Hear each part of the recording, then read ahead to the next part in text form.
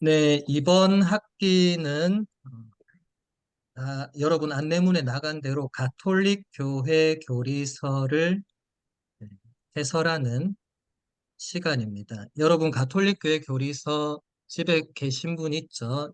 이 책, 성경보다 훨씬 크고 두꺼운 이 책이 있어요. 이 책을 우리가 1년 동안 볼 건데 이게 항목이 사실 너무 많고 우리의 시간은 한계가 있기 때문에 제가 부분 발췌를 해서 그래서 여기 본문에 숫자 1이라고 되어 있는 거 있죠. 성전과 성경 말고 저거는 이제 큰 챕터고 그 본문의 1은 교리서의 그대로 그 번호입니다. 그러니까 지금 우리가 처음 보는 것은 가톨릭교회 교리서 1항의 내용입니다.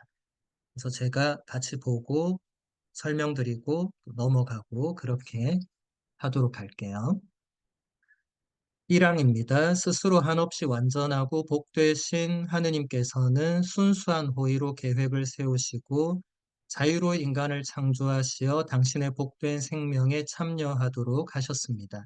그러므로 하느님께서는 모든 시대, 모든 장소에서 인간에게 다가오십니다. 하느님께서는 인간을 부르시며 있는 힘을 다해 당신을 찾고 알며 사랑하도록 도와주십니다.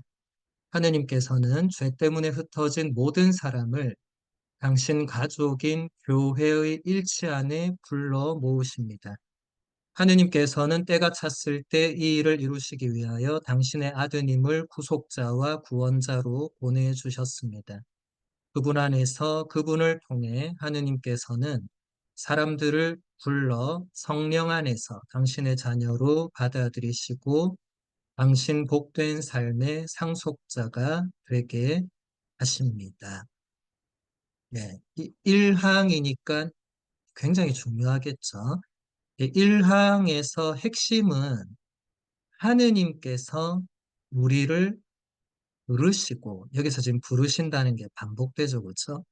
하느님께서 우리를 부르시고, 우리는 거기에 응답하고, 또 우리가 하느님을 찾고, 하느님을 알고 하느님을 사랑하도록 도와주시는 분이다. 신앙이라는 것은 하느님의 이 부르심에 응답하는 것이고 하느님을 찾는 것이고 하느님을 아는 것이고 하느님을 사랑하는 것입니다. 이게 신앙의 가장 큰 본질입니다. 그리고 하느님께서는 우리를 어디로 부르시느냐면 교회 안으로, 또 교회의 일치 안으로 부르십니다. 어딘가로 불러서 모여야 하느님의 이 말씀을, 하느님의 뜻을 전할 수 있는 거잖아요. 그래서 우리는 교회로 부르심을 받고, 우리는 다 교회를 통해서 세례를 받고 하느님의 자녀가 되었죠. 그래서 하느님께서는 때가 찼을 때 외아들 예수 그리스도를 우리에게 구원자로 보내주셨고 당신 삶의 상속자가 되게 하셨다.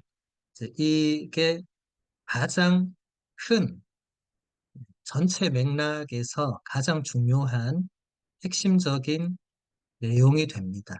하느님께서 우리를 부르시는 이유는 첫 부분에 나오는 것처럼 당신의 복된 생명에 참여할 수 있도록 우리가 하느님께서 주신 생명으로 지금 살아가는데 이것도 참여죠, 그죠? 그런데 단순히 이 지상에서뿐만 아니라 영원히 하느님의 그 생명에 함께 할 수 있도록 부르심을 받았고, 근데 하느님의 부르심은 아까 제가 얘기한 것처럼 강제성이 없어요. 그래서 그 부르심에 응답할 수도 있고, 응답 안 할 수도 있고, 응답했다가 돌아설 수도 있습니다. 아마 여러분 주위에 그런 분들을 다 보실 거예요. 아, 저 사람은 하느님 부르심에 응답하지 않는구나. 아, 저 사람은 하느님 부르심에 응답했다가 돌아섰구나. 혹은 여러분들이 그런 경험이 있을 수도 있겠죠.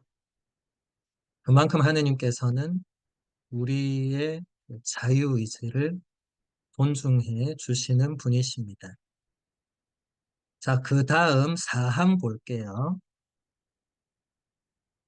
교회 안에서 그리스도의 제자들을 양성하고 사람들이 예수님께서 하느님의 아드님이심을 믿고 또 그렇게 믿어서 그분의 이름으로 생명을 얻도록 도와주며 그러한 생활로 그들을 이끌고 가르쳐서 그리스도의 몸을 건설하는 모든 노력을 한데 일컬어 일찍이 교리 교육이라고 하였습니다. 여러분, 특히 성인이 돼서 세례받은 분들은 세례받기 전에 6개월 혹은 1년 혹은 3개월, 기간은 조금씩 다를 수 있겠지만 교리 교육을 받으셨을 거예요. 물론 안타깝게도 지금 거의 기억이 안 나시겠지만 받으셨을 거예요. 이 교리 교육을 받지 않고 바로 세례를 받거나 그런 일은 죽음이 임박했거나 아니면 정말 부득이한 사정이 있거나 그런 거 아니면 교리 교육 없이 세례받는 일은 2000년 교회 역사 안에서 한 번도 없었습니다. 그러니까 교리 교육은 대단히 중요하죠.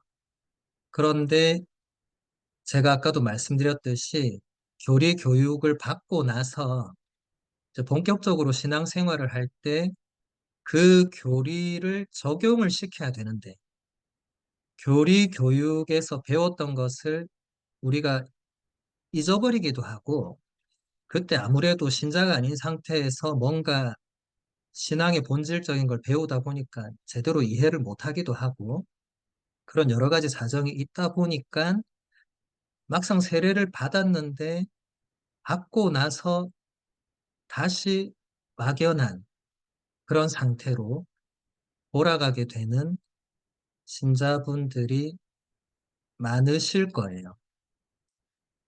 그리스도의 제자로 양성이 돼야 되는데 지금 많은 신자들이 여전히 그리스도의 제자로 양성이 되지 못한 상태에서 신앙생활은 계속하고 있는 이거 굉장히 그러면 힘들게 됩니다.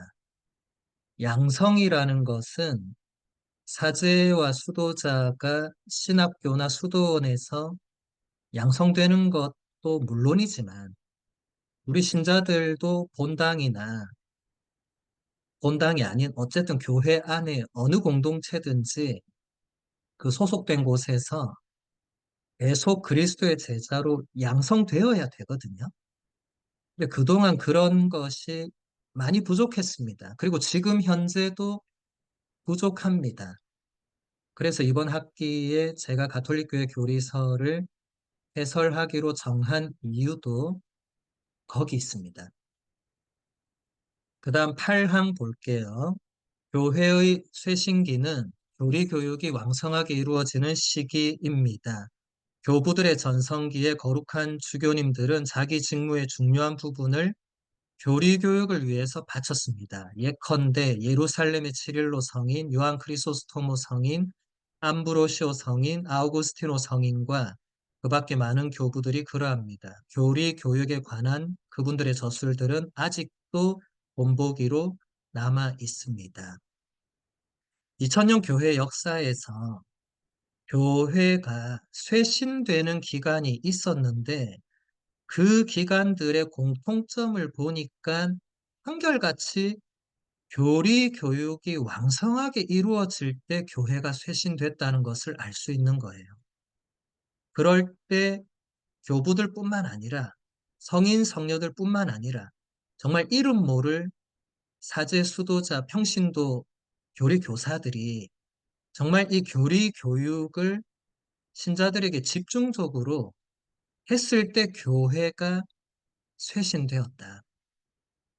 여러분 아마 지금 강의 듣는 많은 분들이 지금 교회는 쇄신되어야 된다고 느끼는 부분들이 있을 거예요.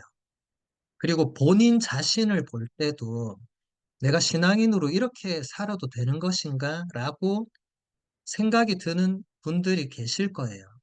쇄신이 필요하죠. 쇄신을 근데 어떻게 해야 되는가? 막연하죠. 근데 교리서가 답을 알려주잖아요. 교리 교육이 왕성하게 이루어질 때 쇄신이 이루어진다. 근데 사실 여러분, 지금 우리 프란치스코 교황님께서 잠시 편찮으셔서 좀 병원에 오래 계시지만, 괜찮으실 때는 교황님이 항상 수요일에 그 바티칸 그 광장에 나오셔서 신자분들께 뭘 하냐면 교리 교육을 하시거든요. 교황님이 일주일에 한 번씩 교리를 교육하시는 거예요. 문제는 교황님이 교리 교육하시는 게 우리 신자들에게 전달되는 데까지 걸리는 시간과 여러 가지 어려움들로 인해서 여러분들이 교황님이 수요일마다 교리를 하는지조차 모르고 신앙생활 하는 분들이 훨씬 많을 것이고, 그리고 각 본당이나 어, 다른 특수 공동체에서도 따로 교리 교육이 거의 이루어지지 않을 거예요. 제가 알기로. 신자 재교육이라는 이런 것이 지속적으로 이루어져야 되는데 그게 쉽지 않습니다. 여러분, 교육은 죽을 때까지, 제가 자주 다른 강의들에서 강조하는데, 죽을 때까지 배워야 되는 게 우리 인간입니다. 그러면 하느님도 우리가 죽을 때까지 더 알아가야 하는 분이시겠죠? 양성도 마찬가지입니다. 사제 수도자가 서품 받고 종신서원 했다고 해서 양성이 끝나는 게 아닙니다. 사제 양성과 수도자 양성도 죽을 때까지거든요. 신자들도 마찬가지입니다. 세례 받고 견진 받고 이제 신앙생활 한 30년 했다고 해서 양성이 끝나는 게 아니라 죽을 때까지입니다. 죽을 때까지 양성 과정에 있는 거죠. 그래서 여러분들 이번 학기뿐만 아니라 또 제 강의뿐만 아니라 어디서든 여러분들 교육의 기회가 있으면 가능한 한 그 기회를 놓치지 마시고 교육을 받고 또 끊임없이 양성이 되어야 우리가 참으로 그리스도의 제자라고 할 수 있겠죠. 자, 그 다음 25항을 보도록 하겠습니다. 사도가 일러준 대로 이것이 가장 좋은 방법입니다. 교리와 그 교육은 모두 끝없는 사랑을 향해야 합니다. 믿고 바라고 꼭 해야 할 것을 가르쳐야 하지만 무엇보다도 늘 우리 주님의 사랑이 드러나게 해야 합니다. 그리하여 모든 이가 그리스도인 완덕의 근원이 사랑 이외에 다른 것이 아니고 그 목적도 사랑 이외에 다른 것이 아님을 깨닫게 해야 합니다. 사도가 일러줬다. 여기서 사도가 일러줬다 하면 12사도 중에 누구를 말하는 것인가 궁금한 분들 계실 건데, 가톨릭 교회 교리서뿐만 아니라 교부들이나 성인 성녀들이 사도가 말했다라고 할 때는 12사도가 아니라 바오로 사도를 의미합니다. 그만큼 바오로 사도는 매우 특별한 사도입니다. 12사도가 아닌데 사도라고 불리는 정말 특별한 분입니다. 그래서 여러분 앞으로도 다른 어느 책에서 사도가 말했다면 바오로 사도구나. 이렇게 바로 알아들으시면 됩니다. 교리와 그 교육은 모두 끝없는 사랑을 향해야 한다. 우리 이튼타운 성당 교우님들은 이 문장을 딱 보자마자 이거 어디서 봤는데 하고 바로 지금 생각하셨을 거예요. 어디서 봤는지 기억나시는 분도 있고, 예, 우리 지금 제가 있는 이튼타운 본당 알력에 제가 이 문장을 넣었습니다. 교리와 그 교육은 모두 끝없는 사랑을 향해야 한다. 이게 로마 교리서라고 가톨릭교회 교리서 이전부터 아주 오랫동안 우리 교회가 사용해오던 로마 교리서가 있는데 거기 내용을 이제 가톨릭교회 교리서가 그대로 인용을 한 거예요. 그래서 이 25항은 아주 아름다운 항입니다. 모든 사람이 그리스도인의 그 완덕의 근원이 사랑 이외에 다른 것이 아니다. 그리고 또 목적도 사랑 이외에 다른 것이 아님을 깨닫도록 하는 게 교리와 그 교육의 가장 핵심이다. 그래서 여러분 교리 배운다면 아 이거 어려운 것도 이번에 내가 도전하는구나. 인간적으로 그런 마음이 드실 수 있겠지만 그것은 본질적인 게 아닙니다.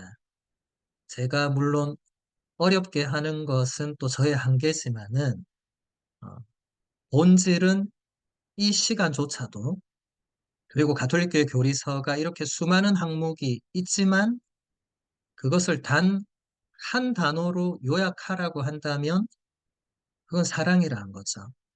하느님께서 우리를 얼마나 사랑하시는지 그리고 우리가 하느님을 어떻게 사랑해야 되는지 우리가 서로를 왜 사랑해야 되고 왜 용서해야 되는지 이것이 가장 핵심이 된다는 것입니다. 이 핵심을 잊어버리거나 빼놓고 공부를 열심히 한다. 그 율법학자와 바리사이들이 그렇게 했거든요. 그래서 여러분 율법학자와 바리사이들은 예수님 시대에만 있었던 사람들이 아닙니다. 지금 이 시대에도 존재할 수 있고 우리가 그런 사람이 될 수도 있습니다. 이 본질이 빠져버리면은 우리도 율법학자나 바리사이가 될 수 있습니다. 여러분 그것은 항상 조심해야 됩니다. 그 다음 26항을 볼게요. 신앙이란 당신 자신을 드러내 보이시고 내어주시며 동시에 삶의 궁극적인 의미를 찾는 인간에게 풍요한 빛을 주시는 하느님께 대한 인간의 응답입니다. 여기도 굉장히 중요한 내용이 들어있는데 하느님께서 당신 자신을 드러내 보이시고 내어주신다. 이것을 두 글자로 하면 계시라고 합니다. 그리고 그 계시에 대한 인간의 응답을 신앙이라고 합니다. 그래서 여러분 교리신학원이나 신학교 첨강해 보신 분들은 계시 신앙론이란 것을 배우셨을 거예요. 지금 기억은 거의 안 나시겠지만 신학교에서도 제일 처음에 언어, 그 다음에 철학, 그 다음에 신학, 입문 들어갈 때 가장 먼저 배우는 것이 계시 신학론입니다. 그러니까 저도 지금 이번 교리가 끝나고 나면 내년에 신학으로 이제 넘어가려고 하고 있는데 모르죠. 그 사이에 뭐 다른 뭔가가 들어갈 수도 있겠지만 어쨌든 중요한 것은 이렇게 점차적으로 우리가 배워나가는 그 안에서 하느님께서 우리에게 당신의 뭔가를 드러내 보여주신다는 거예요.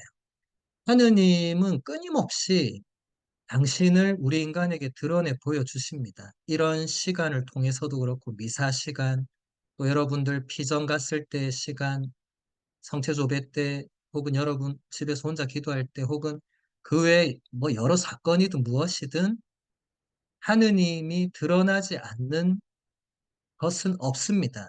우리가 알아보지 못할 뿐이죠. 그리고 또 삶의 궁극적인 의미를 인간은 찾습니다. 물론 찾지 않고 그냥 사는 분들도 계십니다만은 일단 그런 분들을 제외하고 삶의 궁극적인 의미를 찾을 때 인간이 하느님 없이는 아무리 찾아도 찾아도 그 의미를 발견하지 못했다는 것이 교부들과 수많은 성인들의 한결같은 증언입니다. 지금 저에게 줌 강의를 계속 배우신 분들은 예전에 유스티노 성인이나 아우구스티노 성인을 떠올려 보시면 충분히 이해가 될 것입니다. 그리고 그때 배우지 않으셨던 분들이라 하더라도 여러분이 인간적인 힘과 능력으로 스스로 삶의 궁극적인 의미를 다 파악하고 깨닫는 것은 불가능하다는 것을 아마 느끼실 겁니다. 하느님께서 빛을 주실 때 우리는 우리 존재의, 또 우리 삶의 의미를 제대로 알 수가 있는 것이죠. 그 다음 27항 보겠습니다. 하느님을 향한 갈망은 인간의 마음속 깊이 새겨져 있습니다. 인간은 하느님을 향하여 하느님께 창조되었기 때문입니다. 하느님께서는 늘 인간을 당신께로 이끌고 계시며 인간이 끊임없이 추구하는 진리와 행복은 오직 하느님 안에서만 찾을 수 있습니다. 네, 하느님을 향한 갈망. 여러분, 요한복음서 1장을 보면 세례자 요한의 두 제자가 세례자 요한이 예수님을 보고 하느님의 어린 양이시다라고 하는 것을 듣고 그날로 예수님께 가거든요. 세례자 요한의 두 제자가 예수님께 따라가니까 예수님께서 그 두 제자에게 무엇을 찾느냐 이렇게 물으십니다. 예수님의 첫 번째 질문이에요. 여기서 무엇을 찾느냐라고 할 때, 그 찾는다라고 번역한 그리스어 단어가 제테오라는 단어인데, 그 단어는 이제 찾는다는 의미도 있지만, 갈망하다, 열망하다, 간절히 바라다. 그런 뜻이거든요. 예수님은 첫 제자들에게 너희는 무엇을 간절히 원하느냐, 무엇을 그토록 갈망하느냐. 여러분들이 그동안 살아오면서 무엇을 갈망했는가 한번 돌아보시면 여러분이 그동안 걸어왔던 그 삶의 방향이 어딘지 알 수 있어요. 신자가 아닌 분들은 대부분 하느님을 전혀 모르시고 그냥 사시기 때문에 이런 것을 생각도 못하고 사실 거예요. 사는 것 자체도 너무 힘들고 고통스럽고 그러다 보면 더 그럴 수 있겠죠. 그런데 우리는 신앙인이고 하느님의 부르심을 받았고 우리가 응답을 했고 하느님을 찾고 알고 사랑하는 아까 보신 그 신앙의 본질 그것을 우리가 살아가려고 하기 때문에 이제 이 문장들이 우리에게는 대단히 중요합니다. 우리가 이 사순시기는 정화와 속죄와 참회와 은총의 시기죠. 이 사순시기에 우리가 해야 할 일이 많은데 거기서도 특히 중요한 것은 우리의 갈망이 어디로 향해 있는가를 잘 보고 그 갈망을 정화시키는 것도 매우 중요한 일입니다. 많은 신자들이 그런 거 생각 안 하고 그냥 신앙생활 하거든요. 그러다 보니까 내가 무엇을 그토록 갈망하는지 의식을 못하고 그러다 보면 인간은 점점 본능적인 것에 충실하게 되어 있습니다. 먹고 싶은 것, 자고 싶은 것, 그 욕구를 채우는 쪽으로 가기 마련이죠. 그런데 그런 쪽으로 가다 보면 하느님을 향한 갈망과는 점점 반대로 가게 됩니다. 루카복음서 15장에 나오는 되찾은 아들의 비유 이야기를 생각해 보시면 이해가 될 것입니다. 이 27항은 아우구스티노 성인이 고백록에서 이 부분을 굉장히 상세하게 묘사를 했거든요. 아우구스티노 성인은 하느님 아닌 모든 것에서 뭔가를 찾으려고 했어요. 진리와 행복과 삶의 의미와 모든 것을 하느님 아닌 뭔가에서 찾으려고 했습니다. 찾지 못했죠. 결국 하느님께로 돌아와서 늦게야 당신을 사랑하게 되었다는 대단히 아름다운 고백을 하죠. 그리고 하느님이 아니고서는 진리와 행복과 삶의 의미를 그 어디서도 충만하게 누릴 수가 없다고 우리에게 가르쳐 줍니다. 그 다음 30항 보도록 할게요. 주님께서는 위대하시고 크게 기림직하옵시며 그 힘은 능하시고 그 지혜로우심은 헤아릴 길 없나이다. 당신께서 내신 한 줌 창조물인 인간이 죽을 운명을 지녔으며 자신의 죄와 당신께서 교만한 자들을 물리치신다는 증거를 스스로 지닌 바로 그 인간이 당신을 기리려 하나이다. 당신의 한 줌 창조물에 지나지 않는 인간이지만 그럼에도 당신을 찬미하고자 합니다. 주님께서는 당신을 찬미하여 기쁨을 누리도록 인간을 일깨워 주십니다. 주님을 위하여 저희를 내셨기에 주님 안에 쉬기까지는 저희 마음이 찹찹하지 않삼나이다. 제가 방금 얘기한 아우구스티노 성인의 고백록 1장의 가장 첫 번째 문장입니다.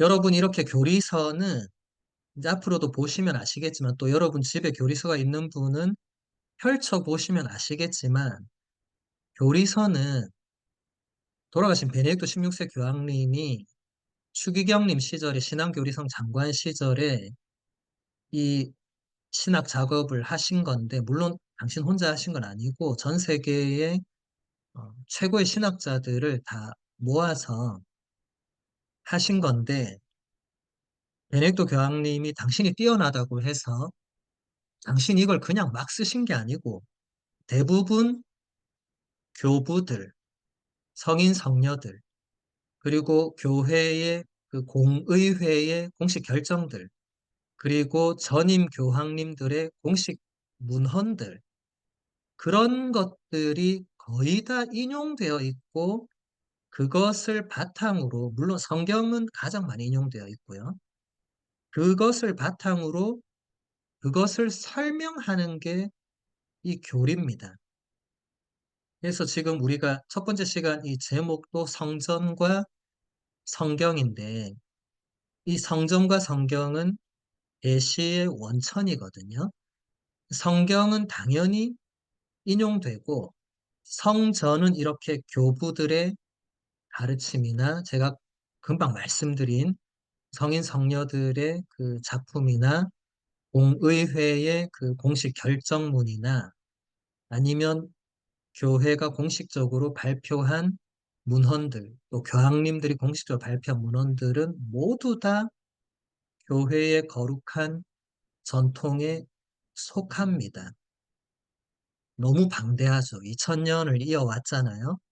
그러니까 여러분들이 성전에 대해서 또 막연합니다.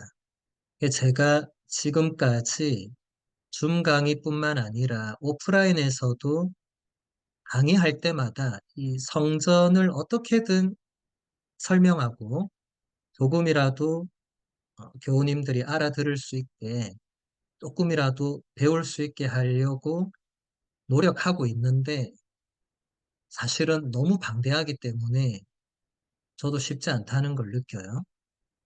그래도 우리가 할 수 있는 데까지 배우는 것이 또 하느님의 사랑에 응답하는 길이고 또 그리스도의 제자로 양성되는 길이라는 것을 생각하시면서 힘을 내시고, 이 고백록의 이 고백은 너무 아름답죠, 그렇죠?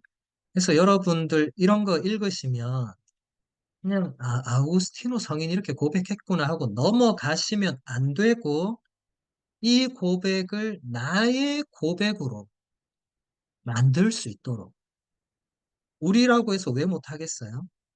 할 수 있습니다. 이렇게 선배 신앙인들이 훌륭하게 남겨준 것들이 우리에게는 다 또 좋은 밑거름이 되잖아요.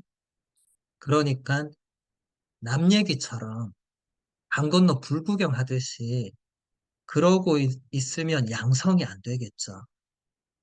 하나라도 더 내가 알고 배우고, 나도 성인 성녀들처럼 그렇게 하느님을 찾고 갈망하고 사랑하기 위해서 우리도 몸부림쳐야 되는 거죠. 그래서 여러분, 이런 아름다운 고백은 여러분들이 아침에 눈을 떴을 때 이 가톨릭 교회 교리서 30항을 매일 아침 기도로 바쳐도 저는 아주 좋을 거라고 생각해요. 매일 똑같은 기도 바치는 거 나쁘지 않습니다. 그거 훨씬 중요하죠. 우리가 아침 기도 매일 똑같은 거 또 하잖아요. 그거 똑같은 걸 왜 또 하겠어요? 그 안에 내용은 우리에게 아침마다 하느님의 현존을 일깨워주고 하느님의 섭리대로 하루를 살아갈 것을 다짐하게 해주잖아요. 이런 아름다운 고백도 그런 도움을 줄 수 있습니다. 자, 그 다음 32항을 보도록 할게요. 운동과 변화, 세상의 질서와 아름다움을 통하여 우리는 우주의 시작이요 마침이신 하느님을 알 수 있습니다. 아우구스티노 성인은 이렇게 말합니다. 대지의 아름다움에게 묻고, 바다의 아름다움에게 묻고, 드넓게 퍼져가는 대기의 아름다움에게 묻고, 하늘의 아름다움에게 묻고, 이 모든 실제하는 것에게 물어보십시오. 모든 것은 이렇게 대답할 것입니다. 보세요, 우리는 이렇게 아름답지 않습니까? 그들의 아름다움은 하나의 고백입니다. 변화하는 이 아름다움들을 변하지 않는 아름다움이신 분이 아니면 그 누가 만들었겠습니까? 또다시 아우구스티노 성인을 인용합니다. 여러분, 교리서가 아무나 인용하진 않습니다. 교부들과 성인 성녀들은 2000년 동안 너무 많은 분들이 나오셨죠. 그분들 작품을 교리서에 다 인용하면 가톨릭 교회 교리서는 아까 제가 보여드린 그 한 권이 아니라 1000권도 넘을 거예요. 그러면 아마 여러분들은 교리 공부를 바로 포기할 겁니다. 아유, 신부님, 저는 그냥 묵주기도 열심히 하고, 그냥 레주 열심히 하고, 미사 안 빠지고 살겠습니다. 공부는 전 아닌 것 같아요. 이렇게 될 가능성이 매우 높겠죠. 가톨릭교 교리서에도 아까 그 두께 보시고 벌써 내가 이거 괜히 신청했나 하는 분도 있을 수 있는데, 그래서 여러분들, 어, 시작부터 너무 어, 바로 포기하고 이러지 마시고, 우리 한국 민족들은 또 끈질김이 또 우리의 강인함이니까 배우다 보면 또 새로운 게 보이고, 여기서 중요한 것은 교리서가 인용하는 분들을 잘 보시면 저분들이 가톨릭교회 교리에 정말 그 핵심 주춧돌을 넣으셨구나. 그래서 교부들이 성전의 가장 기초를 이룬다고 하는구나. 이런 것을 여러분이 보실 수 있습니다. 지금 아우구스티노 성인이 설명하는 것은 하느님을 우리가 어떻게 알 수 있는가라는 질문에 대한 답입니다. 이 존재하는 세상만 봐도 끊임없이 움직이고 변화하고, 그런데 그냥 움직이고 변화하는 게 아니라 질서정연하게 계속 움직이면서 너무나 아름답잖아요. 그죠? 그것이 보여주는 것은 바로 그것을 만드신 아름다움의 원천이 계시다는 거죠. 이게 우연히 생겨났다고 말할 수 있겠죠. 말로는 못할 게 없으니까. 그렇게 믿는 사람도 있겠죠. 우연히 생겨났다. 저는 그렇게 믿지 않습니다. 왜냐하면 질서라는 것은 제가 여러 번 여러 교리나 강의에서 설명했지만 질서는 우연히 계속돼서 질서가 발생할 수가 없습니다. 어떤 원칙, 법칙, 질서는 그냥 우연히 그게 그렇게 된다. 그거야말로 정말 비과학적인 문장이에요. 과학자들도 정말 본인이 제대로 어떤 그 법칙이나 뭔가를 깊게 파고들었을 때 그게 그냥 우연이 됩니다. 이렇게 말할 수는 없을 겁니다. 그걸 넘어서는 영역이 있거든요. 물론 하느님이 드러내놓고 내가 이걸 만들었다 이렇게 과학자들에게 말씀하시지는 않겠지만 여러분 성경만 읽어봐도 여러분 구약의 욥기 이런 거 보시면 하느님께서 욥에게 마지막에 말씀하실 때 내가 이 하늘, 땅, 바다 이런 것을 만들 때 욥 네가 그때 뭐 했냐 말씀하시거든요. 당신이 만드신 그 창조물의 그 엄청난 것을 그 한낱 피조물밖에 안 되는 욥이 네가 뭘 하느냐 라고 하시니까 바로 욥이 저는 아무것도 아닙니다 라고 고백할 수밖에 없는 그것을 또 여기서 아우구스티노 성인이 다시 한번 또 고백하는 거죠. 이 세상만 보더라도 이 아름다움과 이 질서는 그 원천을 보여주는 거다. 이게 어떻게 그냥 생겨나고, 그냥 없어지고, 그냥 다시 또 생겨나고, 그런 비과학적인, 물론 그렇게 생각하고 사시는 분이 있겠죠. 뭐 어쩌겠어요. 사람마다 생각은 자유니까. 저는 그렇게 생각하지 않습니다. 저도 이 대자연을 볼 때마다 정말 이 대자연의 근원이신 하느님을 생각합니다. 그리고 하느님을 찬미합니다. 물론 안 그런 사람도 있습니다. 그런데 교리서가 이렇게 인용했다는 것은 여러분들이 적어도 신앙인들은 나는 안 그래도 되겠지 이건 아니라는 거예요. 적어도 신앙인이라면 교리서의 그 내용을 믿고 따르고 고백해야 됩니다. 여러분, 가톨릭 기도서에 나오는 저녁 기도를 매일 바치는 분들은 거기서 신덕송, 망덕송, 애덕송 바치잖아요. 그렇죠? 신덕송에서 우리가 뭐라고 고백하죠?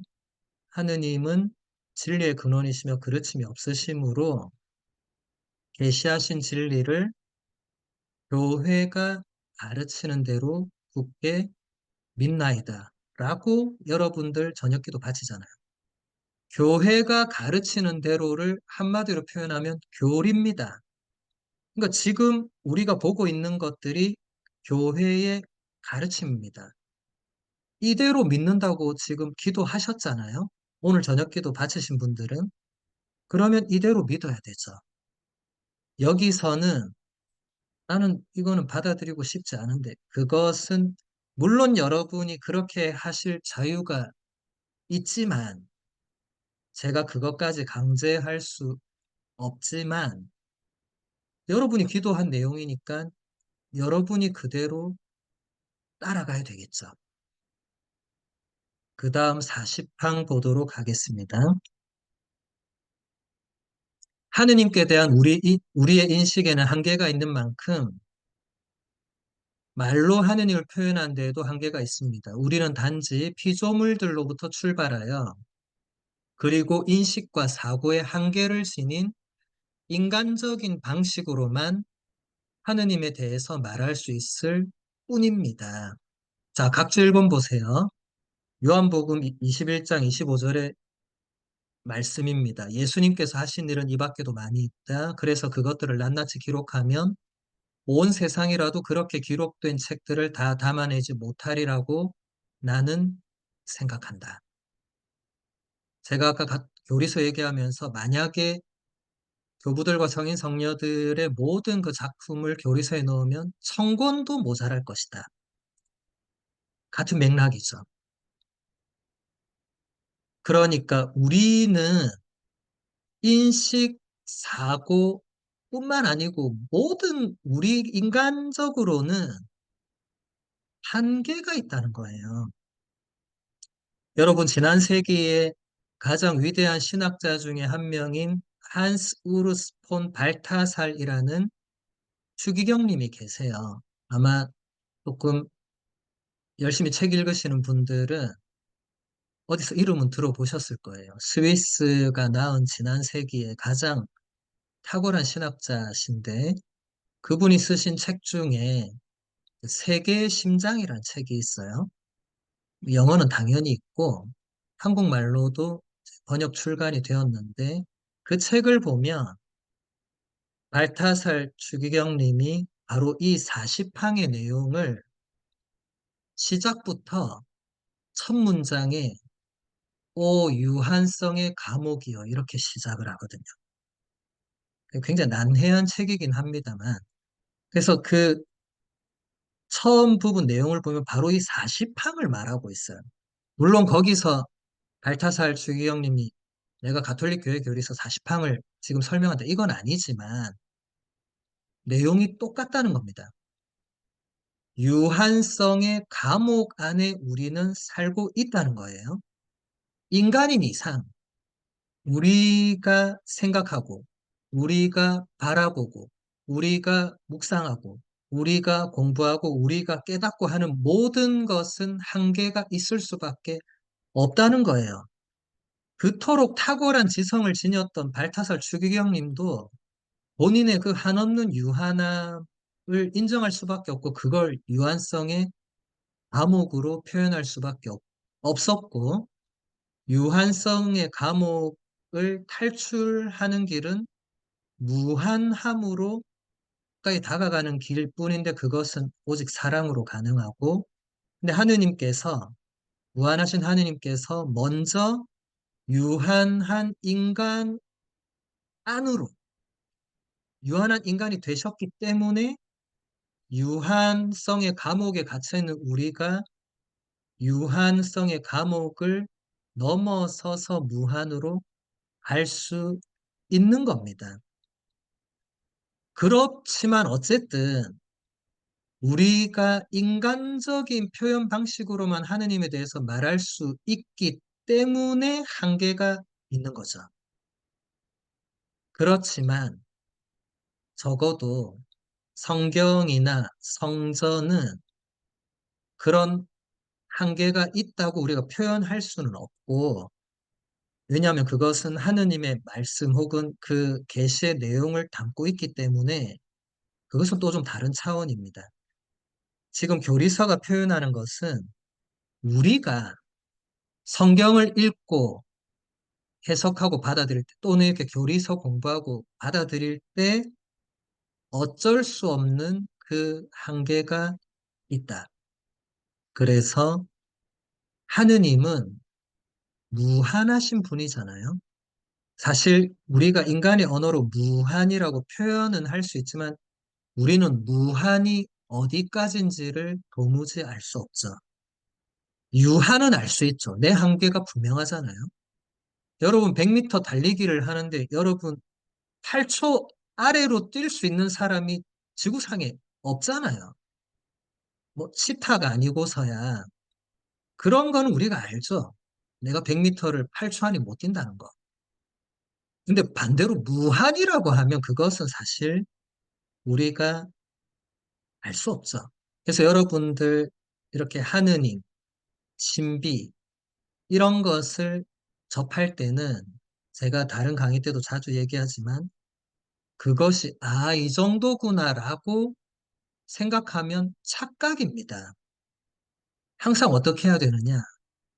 이 정도구나라는 느낌이 들 때 그보다 훨씬 더 위대하고 훨씬 더 탁월하고 훨씬 더 내가 알 수 없는 그 무엇이구나 라고 받아들여야 됩니다.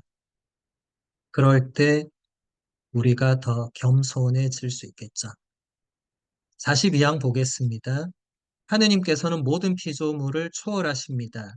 따라서 형언할 수 없고 이해할 수 없고 볼 수 없고 파악할 수 없는 하느님을 우리의 인간적인 표현으로 뒤바꾸지 않으려면 우리의 언어가 지닌 한계와 상상과 불완전성을 끊임없이 정화해야 합니다.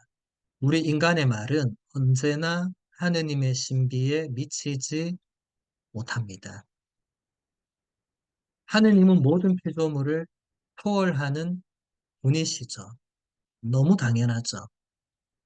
근데 그와 동시에 하느님은 우리 안에 계시는 분이시죠. 여러분 세례를 받으면서 또 견진성사를 받으면서 성령을 받았습니다. 그래서 성령께서 우리 안에 계시면서 말로 다할 수 없을 만큼 깊이 탄식하시며 우리를 대신해서 하느님께 간구해 주신다고 사도 바오로가 로마서 8장에서 아주 자세히 설명을 하죠. 우리는 이 성령에 힘입어서 하느님을 아버지라고 부를 수 있다고 바오로 사도가 친절하게 가르쳐 줍니다. 하느님은 우리 안에도 계시지만 우리를 완전히 초월해 계시는 두 가지 속성을 다 가지고 계십니다. 역설적이죠. 모순적이죠. 여러분 매일 미사 때 성체성사의 신비를 우리가 접할 때 우리는 이 역설과 모순을 경험하죠. 사제가 성체를 축성하고 예수님의 말씀을 그대로 사제가 다시 사제의 인격을 통해 예수님 말씀하시죠. 너희는 모두 이것을 받아 먹어라. 이는 너희를 위하여 내어줄 내 몸이다 하고 사제가 축성된 성체를 높게 거행합니다. 그런데 여러분이 오늘 미사 드리신 분은 오늘 미사 때도 두 눈으로 확인하셨겠지만 사제가 들어 올린 그 제병, 그 빵이 축성 전이나 거양했을 때나 똑같죠. 아무 차이가 없죠. 차이가 있으면 이제 기적이 발생한 거죠. 근데 차이가 없습니다. 차이가 없는데 우리는 그, 그 축성된 성체를 예수님의 몸이라고 고백하고 받아 모시죠.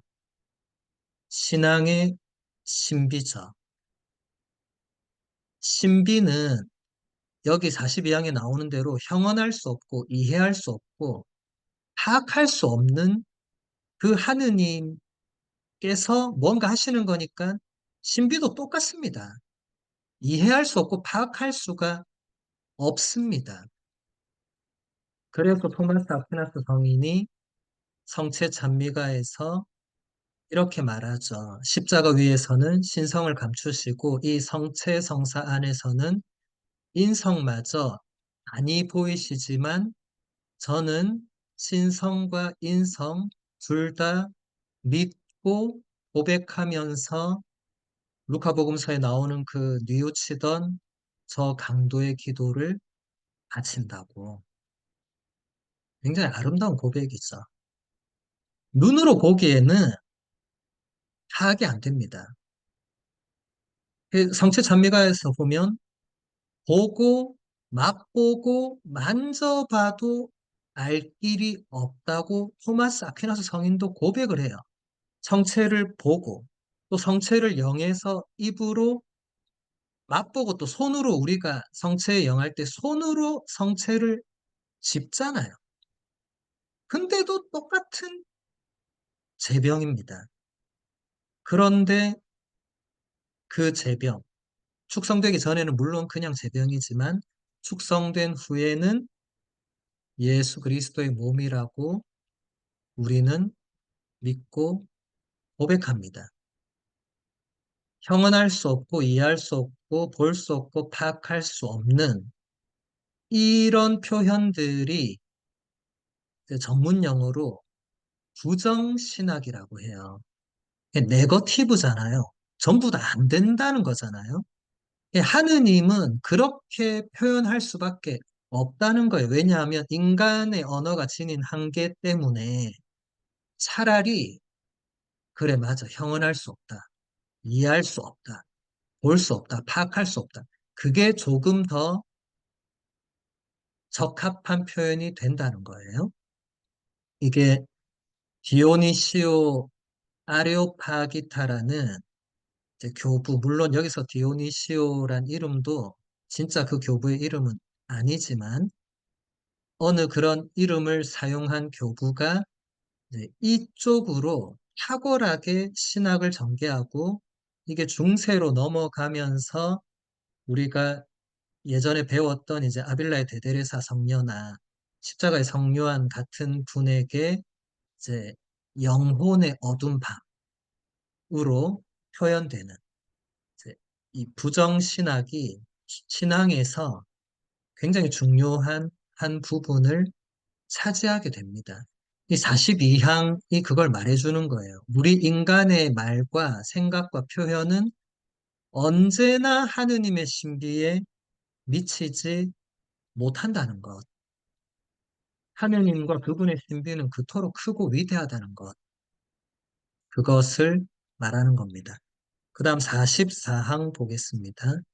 하느님에게서 와서 하느님께 돌아가는 인간은 오직 하느님과 맺는 관계 안에서 자유로이 살아갈 때에만 그 삶이 충만해집니다.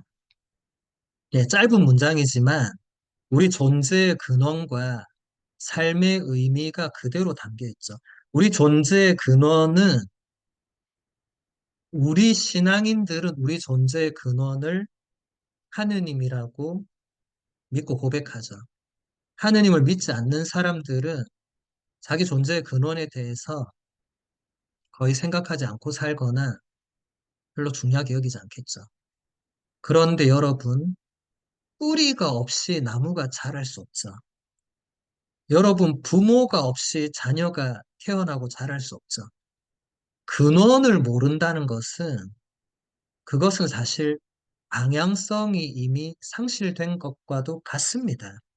그래서 여기 보시면은 하느님과 맺는 관계 안에서 자유를 살아갈 때만 인간의 삶이 충만해진다. 자, 여기서 하느님과 맺는 관계 안이라는 저 부분을 빼고 그냥 자유로이 살아갈 때 삶이 충만해지느냐? No. 아우구스티노 성인은 하느님 없이 자유로이 살아봤거든요. 루카복음서 15장에 나오는 탕자도 아버지를 떠나서 거기서 아버지는 하느님을 비유하죠. 하느님을 떠나서 자유롭게 살았는데 그 결과는 뭐였죠? 돼지 우리에서 돼지들이 먹는 그 쥐엄나무 열매 꼬투리를 돼지 신세가 된 거예요. 인간의 명예와 존엄을 누리는 그런 상태가 된 게 아니고 하느님과 맺는 관계 안에서 나는 저 표현이 빠지고 자유로이 살아가면 돼지 우리에 들어가는 그런 비참하고 타락하는 그런 상태가 된다. 아우구스티노 성인이 몸으로 겪었고 루카복음서 15장에 나오는 이야기는 그냥 동화 속 이야기가 아니라 우리 이야기입니다. 여러분 다 자유롭게 살고 싶죠? 자유를 추구하죠. 제가 아까 말씀드렸듯이 하느님께서는 우리에게 완전한 자유를 주셨습니다. 그 자유의 완전함은 어디까지냐? 하느님의 부르심에 응답하지 않을 자유까지 주셨어요. 그런 자유는 사실 우리가 정확하게 뭔지 규정하기조차 힘듭니다. 그냥 하느님 없이 그냥 살면 편할 것 같죠, 여러분? 당장 이번 주일부터 성당 안 가고 그냥 내가 가고 싶을 때 가고 굉장히 좋을 것 같죠? 근데 아마 그렇게 이제 살아본 분들은 그거 아니란 거 아실 거예요. 그렇게 살다 돌아오신 분들은 더 정말 뼛속 깊이 체험했을 거예요. 아, 하느님 없이 살 때 내가 이렇게까지 무너지는구나. 내 삶의 방향과 질서가 완전히 무너지는구나. 여러분, 가톨릭 교회가 왜 주일 미사를 강조하겠습니까? 그게 하나의 축이 됩니다. 여러분, 축이 뭔지 아시죠? 축이 있어야 그 축을 중심으로 돌아가죠. 여러분, 지구가 자전하죠. 축이 있습니다. 그리고 태양계의 지구가 또 공전하죠. 거기도 축이 있습니다. 축이 없으면 이게 질서 있게 돌지를 못하겠죠. 그러면 질서 없이 돌면 축을 벗어나겠죠. 그러면 이게 돌고 돌다 보면 방향을 잃을 수밖에 없겠죠. 그래서 여러분들 팬데믹 때 아마 많은 분들이 체험하셨을 거예요. 처음에는 주일미사 안 가니까 너무 좋다. 몸도 편하고 마음도 편하고. 이런 세상이 있었구나 이랬는데 계속 그렇게 살다가 아직도 하느님께 돌아오지 못한 분들이 많이 계십니다. 삶의 방향을 잃어버린 거죠. 여러분, 하느님과 맺는 관계가 여러분을 구속하는 것 아닙니다. 하느님과 맺는 관계 안에서 우리는 온전하게 자유로울 수 있다고 아우구스티노 성인이 고백록에서 한결같이 얘기합니다. 왜냐하면 그분은 하느님 없이 자유롭게 살아봤기 때문에 이거 아니구나. 이거 완전히 그렇게 뛰어난 사람도 하느님 없이는 본인이 윤리적으로나 지성적으로나 모든 면에서 엉망이 되는 거예요. 여러분 중에서 저를 비롯한 우리 중에 그 누구도 아우구스티노 성인이나 바오로 사도나 유스티노 성인이나 토마스 아퀴나스 성인을 뛰어넘는 믿음이나 지성을 가지고 있지 않습니다. 그렇다면 우리는 처음부터 나도 한번 하느님과 맺는 관계 없이 자유롭게 살아봐야지. 그거는 여러분 오전이 아니고 그거는 이제 루카복음서 15장을 그대로 체험하는 거밖에 안 됩니다. 그래도 해보고 싶다는 분이 있을 수 있어요. 신부님 저도 좀 자유롭게 살고 싶습니다. 평생을 성당에 헌신했습니다. 저는 그런 말 들으면 그동안 신앙생활 한 게 자유롭지 못하셨나? 그동안 신앙생활 하면서 이분이 괴로우셨나? 그럼 그 몇십 년의 신앙생활이 이분에겐 감옥이었나? 그건 뭔가 좀 아니지 않습니까? 여러분, 자유는 그냥 내 마음대로 하는 게 자유가 아니란 걸 다 어른들이니까 다 아시죠? 내 마음대로 하고 살면 세상은 그냥 혼돈 그 자체겠죠. 모두가 내 마음대로 하고 살면. 자유는 그렇지 않습니다. 자유에도 제한이 있을 수밖에 없어요. 그런데 하느님과 맺는 관계 안이라는 저 제한은 우리가 생각하는 제약이 아닙니다. 저게 오히려 온전한 자유를 줍니다. 여러분, 아마 이런 얘기들을 신앙생활하면서 잘 못 들어보셨겠죠. 하느님과 제대로 관계를 맺어보지 못하고 이때까지 신앙생활 하시고 있는 분들도 있을 수 있습니다. 그러면 저 문장 자체를 이해하시기 어렵겠죠. 그러면 그런 분들이 먼저 하실 일은 하느님과 관계를 맺는 겁니다. 물론 하느님과 관계를 맺는다는 게 우리 사람들끼리 언제 만나자, 대화를 나누자, 이렇게 다이렉트하게는 이루어지지 않습니다만은 유한한 자와 무한한 자가 만나는 거잖아요. 그러니까 유한한 사람들끼리 만나는 그런 방식은 적용이 안 되죠, 당연히. 그러면 벗어나야죠, 그 방식을. 그런데 많은 신자들이 하느님을 만나려고 할 때도 똑같은 방식을 적용하려고 합니다. 안 되죠. 100%안 됩니다. 안 되니까 또 포기합니다. 포기하니까 이제 신앙생활이 재미나 의미나 행복이 없고 구속과 속박과 그런 자유롭지 못함으로 느껴지겠죠. 그런 신앙생활은 행복하지 못하겠죠. 그래서 이 교리 이번 학기 다음 학기의 이 여정이 여러분들에게 분명히 하느님과 어떻게 관계를 맺어야 되는지 가르쳐 줄 수밖에 없어요. 제가 드리는 게 아니라 교리서에 그런 내용들이 끊임없이 나올 겁니다. 그래서 조바심 갖지 마시고 계속 천천히 보시면 됩니다. 자, 그 다음 45항 보겠습니다. 인간은 하느님과 이루는 친교 안에서 살아가도록 창조되었으며 하느님 안에서 행복을 발견합니다. 제가 온전히 당신 안에 있을 때 더 이상 고통도 시련도 없을 것이며 당신으로 충만할 때 제 삶은 완성될 것입니다. 또다시 아우구스티노 성인의 고백록이 인용됐습니다. 이제 제가 강조하지 않아도 아우구스티노 성인이 가톨릭 교회 교리서에 가장 지대한 영향을 미쳤다는 건 이제 여러분이 바로 아실 거예요. 아우구스티노 성인이 남겨놓은 이 탁월한 작품들이 우리가 하느님과 관계를 맺는데 엄청난 도움을 준다는 겁니다. 아우구스티노 성인도 우리와 똑같은 인간이었고 죄를 지었고 방탕한 생활을 했고 경험할 걸 다 해본 분이죠.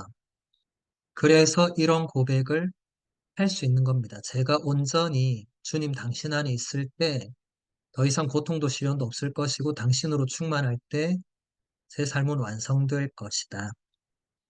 자, 여기서 그 조건절을 잘 보세요.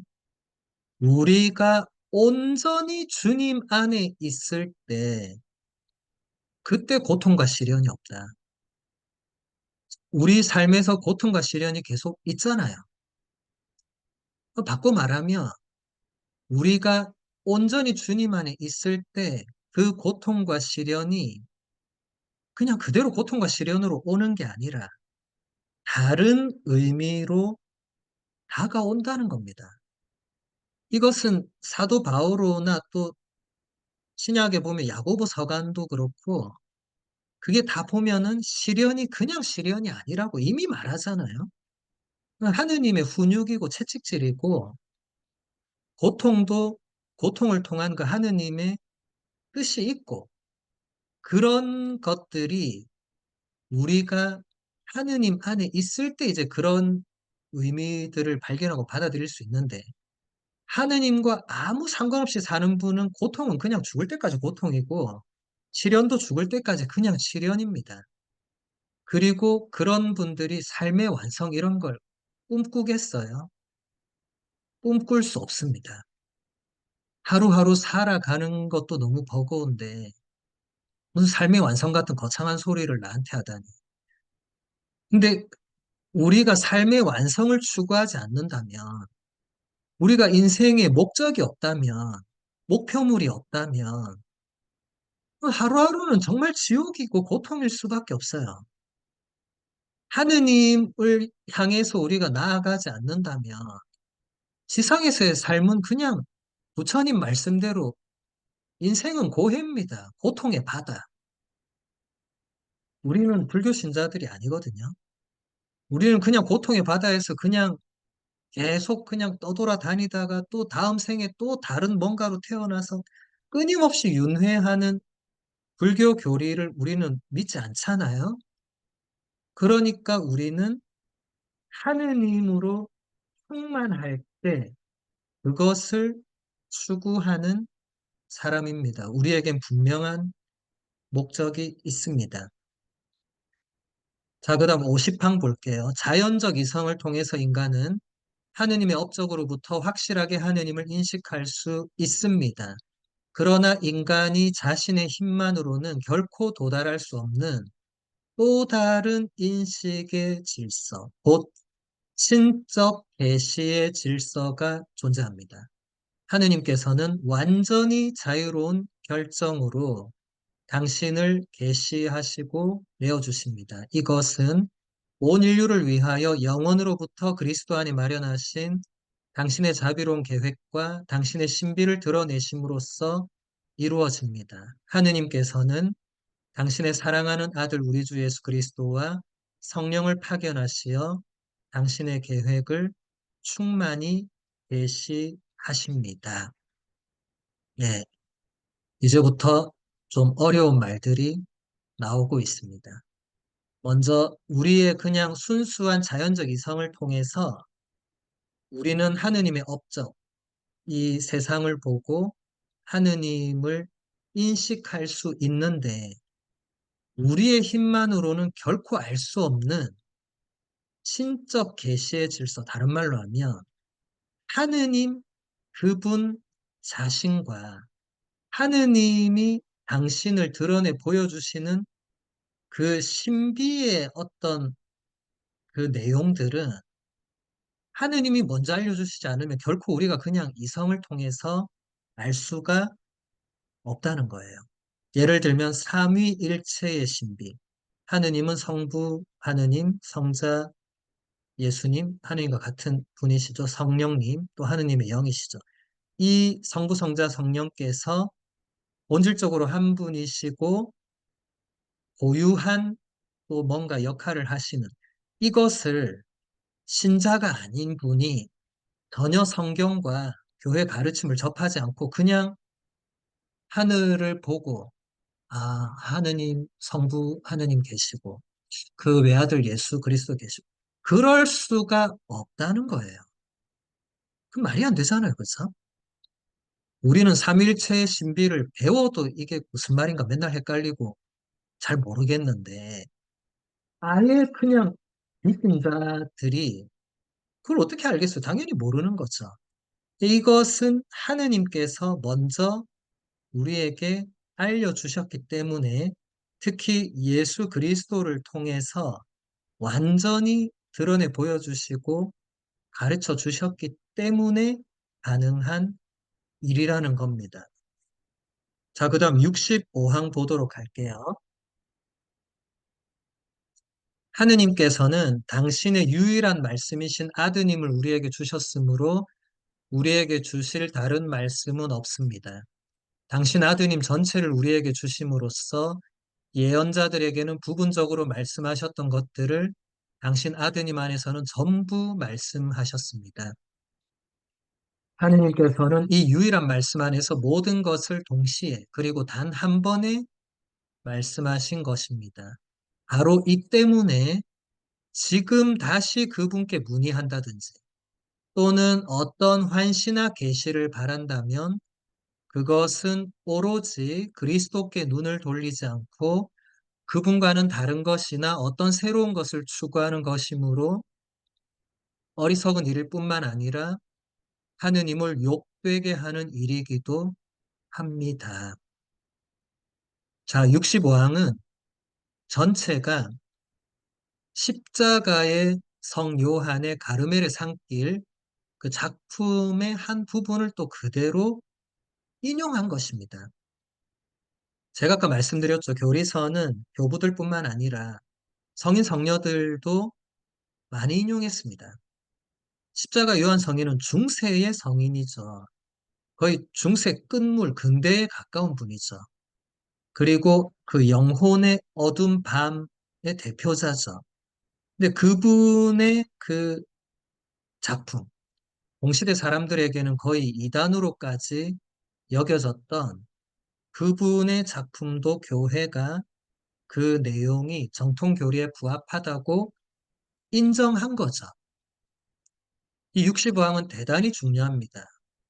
왜냐하면 하느님께서 우리에게 외아들 예수 그리스도를 주셨는데 이분이 바로 하느님의 말씀이시죠. 여러분 요한복음 1장을 우리가 로고스 창가라고 하죠. 로고스는 그리스어로 말씀입니다. 말. 인간의 언어, 말입니다. 그러니까 하느님께서는 구약에서는 예언자들을 통해서 말씀하셨죠. 모세를 통해서, 이사야를 통해서, 엘리야를 통해서, 요나를 통해서 말씀하셨는데 이제는 예수님을 보내시면서 부분적으로가 아니라 모두 다 말씀하셨다. 이것은 십자가 성요한이 지어낸 얘기가 아니라 신약의 히브리서의 그 1장의 내용을 또 십자가 요한 성인이 인용한 겁니다. 그리고 조금 더 그 내용을 지금 풀어서 설명한 거죠. 예수님을 통해서 하느님께서 모든 것을 말씀하셨기 때문에 예수님은 계시의 정점이고 완성입니다. 그래서 더 이상 계시는 없습니다. 그래서 지금 예수님께 어떤 환시나 다른 계시를 요청하는 것은 이단의 태도입니다. 사이비적인 행태고 십자가 요한 성인 시대에도 그런 사람들이 있었던 것 같습니다. 요한 성인이 단호하게 그것은 어리석을 뿐만 아니라 하느님을 욕되게 하는 일이다. 여러분 기도할 때 주님 한 말씀만 하소서 해놓고 정말 한 말씀 하소서라고 계속 기다리는 것은 안 된다는 거예요. 이미 다 말씀하셨다는 거예요. 한 말씀만 하소서 하고 그 다음 건 뭐 해야 됩니까? 복음서를 펼쳐서 오늘 미사 복음이든지 아니면 다른 무엇이든지 예수님께서 뭐라고 말씀하시는가를 듣고 그 말씀 안에서 답을 찾으면 되겠죠. 그래서 여러분들, 지금 이 시대의 거의 모든 이단 사이비는 바로 이 65항에서 걸리게 돼 있습니다.